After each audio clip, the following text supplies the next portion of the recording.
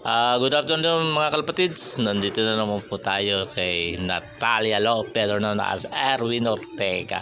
Siya yung possible winner ulit natin ng YB Open Haggis Gumaka Quezon. Sayang kung nakasali sa off-color to tsaka OB, dali, dalawang category na pakawalan niya.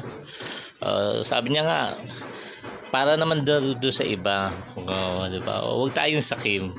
Okay, check natin ibon. WPFC 2024 263 963. Okay, check natin yan sa ating may huwagang papel.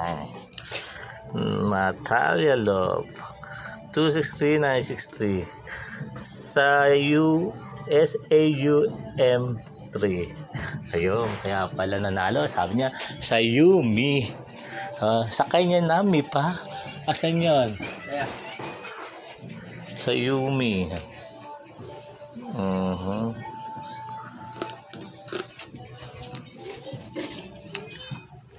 Talia. Yan o. Sa Yumi. Sa Yumi. Okay. SAUM3. SAUM3. Okay, pakawalan ang walang kahirap-hirap. Oy, lumipad pa, lakas ng hangin sa taas.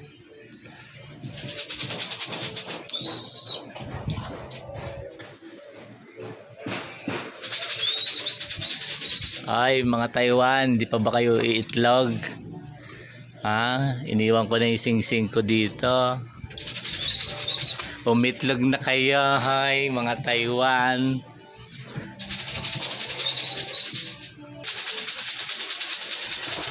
Ayun, no?